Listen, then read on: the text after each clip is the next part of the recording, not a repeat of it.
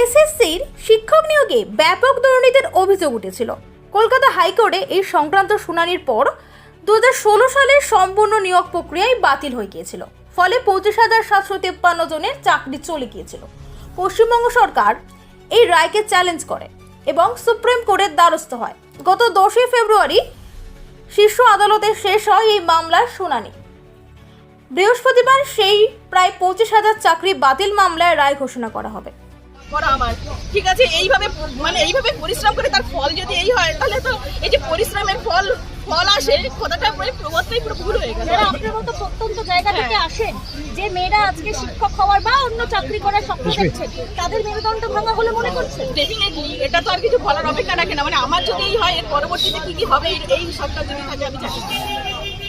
প্রথম থেকেই বলছি, যারা অযোগ্য তাদের চাকরি যাক, কিন্তু যারা যোগ্য এর মধ্যেও তো আছেন যাদের মেধার উপরে ভিত্তি করে চাকরি পেয়েছিল, কিন্তু এদের পদ্ধতিগত ত্রুটির কারণে তারা যে পরিস্থিতির শিকার হয়ে গেল, তাদের চাকরি যেন থাকে তার জন্য কোনো না কোনো ব্যবস্থা নিতে হবে। আজকে এই পরিস্থিতি তৈরি হলো পশ্চিমবঙ্গে, গোটা স্কুল শিক্ষা ব্যবস্থা ধ্বংস হয়ে গেল শুধুমাত্র তৃণমূল কংগ্রেস এবং তৃণমূল কংগ্রেসের। আজকে সুপ্রিম কোর্টের রায় কার্যত প্রত্যাশিত ছিল। মাননীয় হাইকোর্টের রায়কেই যে বহাল রাখবে সেটা মোটামুটি প্রত্যাশিত ছিল। এই রায় পশ্চিমবঙ্গ সরকারের অব্যবস্থা, দুর্নীতি, চরম অব্যবস্থার উপরে একটা কষিয়ে থাপ্পড়। এরপরেও সম্বিত ফিরবে না। এই রাজ্যে হাজার হাজার ছেলে মেয়ে, গরিব মানুষ, গরিব ছেলেমেয়েরা জমি বিক্রি করেছে, বাড়ি বিক্রি করেছে, সম্পত্তি বিক্রি করে তৃণমূলের নেতা মন্ত্রীদের টাকা দিয়েছে, তাদেরও চাকরি গেল। যেমন গেহুর সাথে ঘুণ পেশে ঠিক সেরকমভাবে কিছু ভালো ছেলে মেয়েরও চাকরি চলে গেল। দায় এবং দায়িত্ব আপনাকে নিতে হবে। অর্গানাইজড করাপশন, সিস্টেমিক অর্গানাইজড করাপশনের দায় এবং দায়িত্ব, চাল আর কাপড় আলাদা করা গেল না। এই সারা বাংলা জুড়ে যে হাজার হাজার ছেলে মেয়ে আজকে রাস্তায় বসে আছে, এই যে অব্যবস্থা, এই যে দুর্নীতি, শিক্ষামন্ত্রী থেকে শুরু করে একটা দপ্তর, শিক্ষা দপ্তরের আমলা, মন্ত্রী, শান্তি সব জেলে, কিন্তু মাথারা আজও অধরা। এই টাকা পয়সার ভাগ ওপরতলা পর্যন্ত গেছে। শুধুমাত্র এরা নয়, এই অর্গানাইজ সিস্টেমিক করাপশনের বলি হলো বাংলার ছেলেমেয়েরা। এই তাদেরকে আজকে এই সরকারের দুর্নীতির জাঁতা কলে পিষে শেষ হতে হলো। এর দায় এবং দায়িত্ব এ রাজ্য সরকার এবং মাননীয় মুখ্যমন্ত্রী আপনাকেই নিতে হবে। এসএসসির শিক্ষক নিয়োগে ব্যাপক দুর্নীতির অভিযোগ উঠেছিল। কলকাতা হাইকোর্টে এই সংক্রান্ত শুনানির পর 2016 সালের সম্পূর্ণ নিয়োগ প্রক্রিয়ায় বাতিল হয়ে গিয়েছিল। ফলে 25,753 জনের চাকরি চলে গিয়েছিল। পশ্চিমবঙ্গ সরকার এই রায়কে চ্যালেঞ্জ করে এবং সুপ্রিম কোর্টের দ্বারস্থ হয়। গত 10 ফেব্রুয়ারি শীর্ষ আদালতে শেষ হয় এই মামলার শুনানি। বৃহস্পতিবার সেই প্রায় 25,000 চাকরি বাতিল মামলায় রায় ঘোষণা করা হবে।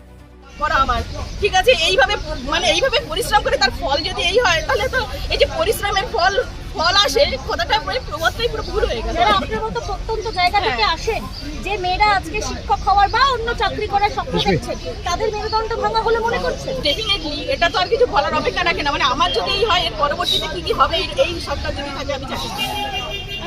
প্রথম থেকেই বলছি, যারা অযোগ্য তাদের চাকরি যাক, কিন্তু যারা যোগ্য এর মধ্যেও তো আছেন যাদের মেধার উপরে ভিত্তি করে চাকরি পেয়েছিল, কিন্তু এদের পদ্ধতিগত ত্রুটির কারণে তারা যে পরিস্থিতির শিকার হয়ে গেল, তাদের চাকরি যেন থাকে তার জন্য কোনো না কোনো ব্যবস্থা নিতে হবে। আজকে এই পরিস্থিতি তৈরি হলো পশ্চিমবঙ্গে, গোটা স্কুল শিক্ষা ব্যবস্থা ধ্বংস হয়ে গেল শুধুমাত্র তৃণমূল কংগ্রেস এবং তৃণমূল কংগ্রেসের। আজকে সুপ্রিম কোর্টের রায় কার্যত প্রত্যাশিত ছিল। মাননীয় হাইকোর্টের রায়কেই যে বহাল রাখবে সেটা মোটামুটি প্রত্যাশিত ছিল। এই রায় পশ্চিমবঙ্গ সরকারের অব্যবস্থা, দুর্নীতি, চরম অব্যবস্থার উপরে একটা কষিয়ে থাপ্পড়। এরপরেও সম্বিত ফিরবে না। এই রাজ্যে হাজার হাজার ছেলে মেয়ে, গরিব মানুষ, গরিব ছেলেমেয়েরা জমি বিক্রি করেছে, বাড়ি বিক্রি করেছে, সম্পত্তি বিক্রি করে তৃণমূলের নেতা মন্ত্রীদের টাকা দিয়েছে, তাদেরও চাকরি গেল।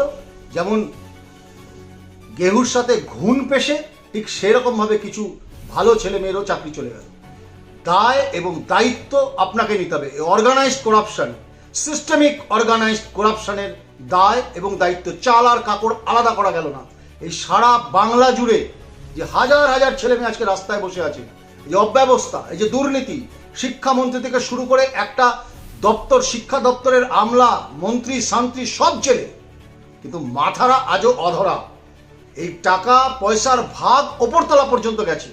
শুধুমাত্র এরা নয়, এই অর্গানাইজ সিস্টেমিক করাপশনের বলি হলো বাংলার ছেলেমেয়েরা।